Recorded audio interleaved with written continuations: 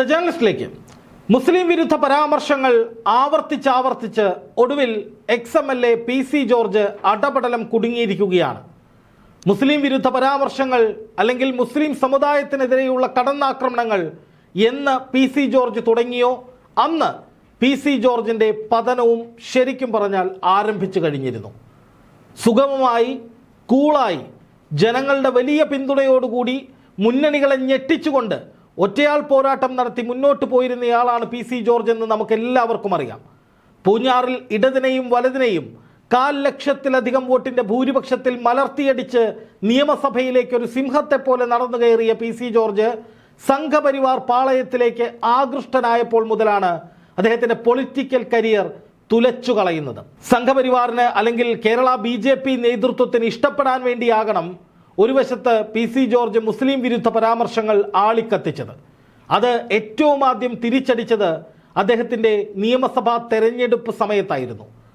വലിയ രീതിയിൽ വിജയിച്ചു പോകുമെന്ന് കരുതി ക്രിസംഖി സംഘപരിവാർ ബെൽറ്റിനെ സുഖിപ്പിക്കാൻ വേണ്ടി നിരന്തരമായ വ്യാജ പ്രചാരണങ്ങൾ ആളിക്കത്തിച്ച് PC ജോർജ് മുന്നേറിയപ്പോൾ മറുവശത്ത് തകർന്നടുങ്ങിയത് അദ്ദേഹത്തിൻ്റെ ജനപ്രീതിയായിരുന്നു.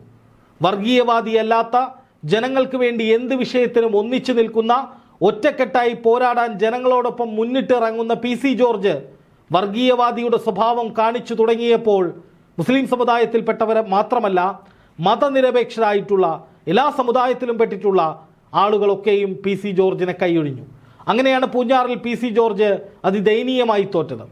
പിന്നീട് അങ്ങോട്ട് സംഘപരിവാർ പാളയത്തിൽ പല രൂപത്തിൽ പല ഭാവത്തിൽ PC ജോർജ് അവതരിച്ചുവെങ്കിലും ഏറ്റവും ഒടുവിൽ അദ്ദേഹത്തിൻ്റെ ജനപക്ഷം എന്ന പാർട്ടിയൊക്കെ അവസാനിപ്പിച്ച് BJPയുടെ അംഗത്വമെടുത്ത് മകനും അച്ഛനും കൂടി അങ്ങോട്ടേക്ക് പോയെങ്കിലും കാര്യമായ പരിഗണനയൊന്നും BJPയിൽ നിന്ന് ഇതുവരെ PC ജോർജിന് ലഭിച്ചിട്ടില്ല. അങ്ങനെ വീണ്ടും വീണ്ടും ജനശ്രദ്ധയെ ആകർഷിക്കാൻ സംഘപരിവാർ പാളയത്തിൽപ്പെട്ട നേതാക്കളുടെ ഏതെങ്കിലും തരത്തിലുള്ള പ്രീതി പിടിച്ചു പറ്റാനൊക്കെ ആയിരിക്കണം PC ജോർജ് മുസ്ലിം വിദ്വേഷം ആളിക്കത്തിച്ചുകൊണ്ടേയിരുന്നത്. ഏറ്റവും ഒടുവിൽ ജനം TVയുടെ ചർച്ചയിൽ വന്നിരുന്നു കൊണ്ട് മുസ്ലിങ്ങളെല്ലാം രാജ്യവിരുദ്ധരാണെന്നും അവർക്ക് ദേശത്തോട് കൂറില്ല എന്നും അവർ പാകിസ്ഥാനിലേക്ക് പൊക്കോട്ടെ എന്നതും അടക്കമുള്ള നിലവിട്ട രീതിയിലുള്ള നിലവിളികളും ഒച്ചപ്പാടുകളും PC ജോർജ് നടത്തിയതോടെ PC ജോർജിനുള്ളിലെ വർഗീയ വിഷഭൂതം എത്രത്തോളം ഭീകരനാണ് എന്ന് കേരള ജനതയ്ക്ക് മനസ്സിലായി. ഏതെങ്കിലും ഒരു മതത്തോടല്ല, കൃത്യമായി തന്നെ മുസ്ലിം മതവിഭാഗത്തിൽപ്പെട്ട എല്ലാവരോടും വിദ്വേഷമുള്ള ആളാണ് PC ജോർജ് എന്ന് ജനങ്ങൾ മനസ്സിലാക്കി. മുമ്പൊക്കെ PC ജോർജ് ഇത്തരത്തിൽ എന്തെങ്കിലും വിളിച്ചു പറഞ്ഞിട്ട് അവസാനം പറയാറ് ഞാൻ ഉദ്ദേശിച്ചത് SDP-യെയും പോപ്പുലർ ഫ്രണ്ടിനെയുമാണ്, മുസ്ലിം സമുദായത്തെ അല്ല എന്നായിരുന്നു.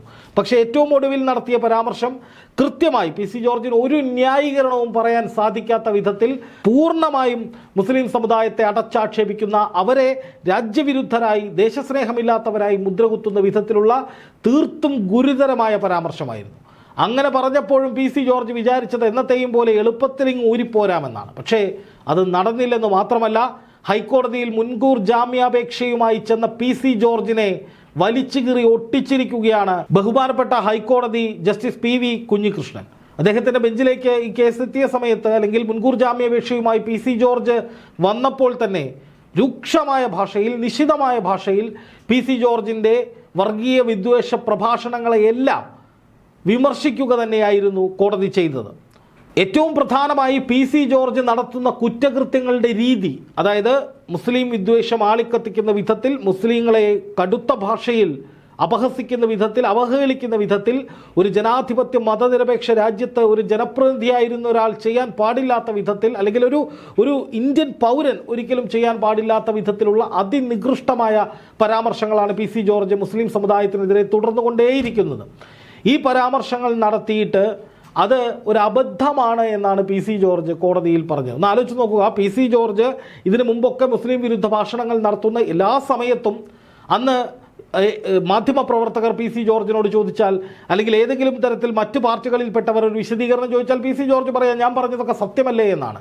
ഇപ്പോൾ ഈ ജനം TVയുടെ ചർച്ചയിലും PC ജോർജ് മുസ്ലിം ലീഗിൻ്റെ ഒരു നേതാവായിരുന്നു എതിർവശത്തുണ്ടായിരുന്നത്.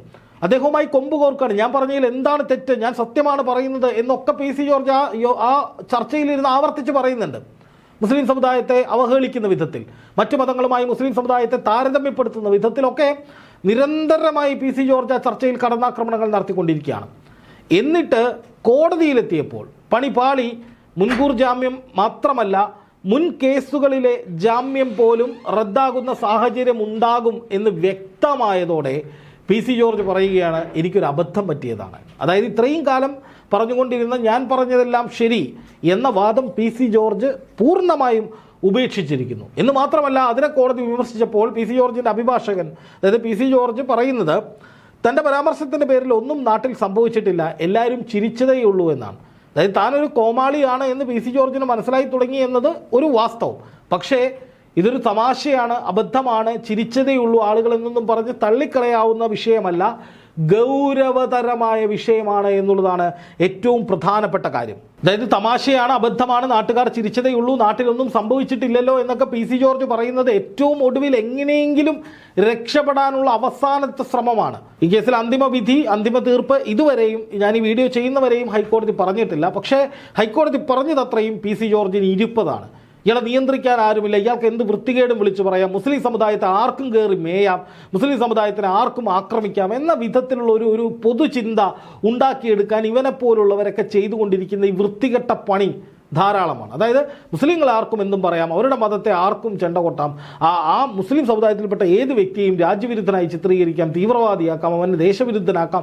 ഈ രീതിയിലൊക്കെ ചർച്ചകൾ നയിക്കുന്ന ഒരുപാട് പേരുണ്ട്. ചാനൽ ചർച്ചകളിലൊക്കെ ഒരു മുസ്ലിം നാമധാരിയാണ് മുന്നിൽ വരുന്നതെങ്കിൽ അവനെ കടന്നാക്രമിക്കാൻ രാജ്യത്തോട് സ്നേഹമില്ലാത്തവർ, സുഡാപ്പികൾ, തീവ്രവാദികൾ എന്നൊക്കെ പറഞ്ഞ് വിളിക്കുന്ന ഒരുപാട് പേരുണ്ടെന്നേ. സോഷ്യൽ മീഡിയയിൽ അങ്ങനെ കുറേ പേര് ഇടപെടുന്നുണ്ട്. അങ്ങനെ ഒരു മതത്തിൽപ്പെട്ടവരെ മാത്രം ടാർഗറ്റ് ചെയ്ത് അറ്റാക്ക് ചെയ്യാൻ ഇത് ഒരിക്കലും സ്ത്രീധനം കിട്ടിയ രാജ്യമല്ല എന്ന് കോടതി കൃത്യമായി പറയുകയാണ് ഈ പറച്ചിലൂടെ എന്നാണ് ഞാൻ മനസ്സിലാക്കുന്നത്. കാരണം പി സി ജോർജ് ചെയ്തത് തെറ്റാണ് എന്ന് പ്രഥമ ദൃഷ്ടിയാൽ കോടതിക്ക് ബോധ്യപ്പെട്ടു. കോടതി ചോദിക്കുന്ന അബദ്ധങ്ങൾ പറ്റുകയോ? എന്ത് അബദ്ധം? ഇത്രയും കാലം ഒരു ജനാധിപത്യ രാജ്യത്തെ MLA ആയിട്ടിരുന്ന ആളാണ് പി സി ജോർജ്. ഇയാൾക്ക് ഇതിനെക്കുറിച്ചൊന്നും അറിയില്ലേ എന്ന് കോടതി തീർത്ത് ചോദിച്ചു. എന്ന് മാത്രമല്ല പോലീസും കൃത്യമായി തന്നെ കോടതിയിൽ റിപ്പോർട്ട് കൊടുത്തിട്ടുണ്ട്. ഇതുപോലുള്ള 4 കേസുകൾ പി സി ജോർജിന് വേറെ രജിസ്റ്റർ ചെയ്തിട്ടുണ്ട്. അപ്പോൾ ഇതൊരൊറ്റപ്പെട്ട സംഭവമായിട്ട് കാണാൻ സാധിക്കില്ല എന്ന് കോടതിയിൽ പോലീസും പറഞ്ഞിട്ടുണ്ട്. എന്തായാലും ഈ വിഷയത്തിൽ തീർപ്പ് വന്നിട്ടില്ല എങ്കിലും ഇപ്പോൾ തന്നെ പി സി ജോർജ് വെള്ളം കുടിച്ച് വട്ടം കറങ്ങിയ അവസ്ഥയിലാണ്. ഇയാൾ ഒളിവിലാണെന്നാണ് ഇപ്പോൾ കിട്ടുന്ന മറ്റൊരു വിവരം. അതായത് ആ ചാനൽ ചർച്ചയ്ക്ക് ശേഷം, ജനം ടി വിയിലെ ചർച്ചയ്ക്ക് ശേഷം മറ്റെല്ലാ മാധ്യമങ്ങളും ഈ വിഷയം മൂടിവെക്കുകയായിരുന്നു.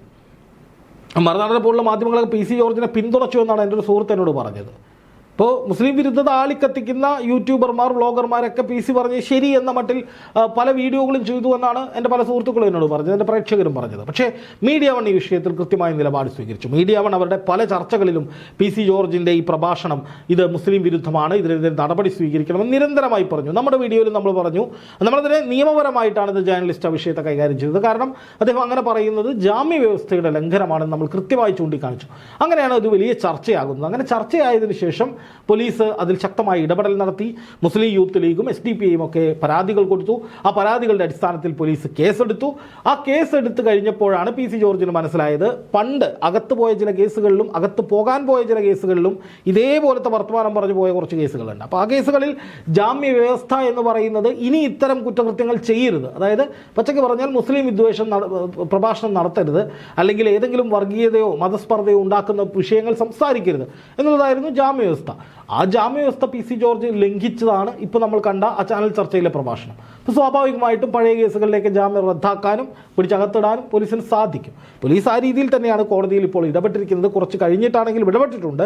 അപ്പോൾ അതിൽ ഇനി അന്തിമ വിധി എന്താകും എന്നുള്ളത് കേരളം കാത്തിരിക്കുകയാണ്. എന്തായാലും ഇപ്പോഴത്തെ അവസ്ഥയിൽ പി സി ജോർജിന് അങ്ങനെ മുസ്ലിങ്ങളെ അങ്ങ് എന്തും പറഞ്ഞിട്ട് കൂളായിട്ട് പോകാം എന്ന് ചിന്തിക്കുന്നവർക്കൊക്കെയുള്ള തിരിച്ചടിയാണ് പി സി ജോർജിന് ഇപ്പോൾ കിട്ടിക്കൊണ്ടിരിക്കുന്നത്. ഈ വയസ്സാം കാലത്ത് ആവശ്യമില്ലാതെ വിളിച്ചു പറഞ്ഞ് സ്വയം പണി ഏറ്റുവാങ്ങുകയാണ് പി സി ജോർജ് എന്ന കാര്യത്തിൽ സംശയമൊന്നുമില്ല.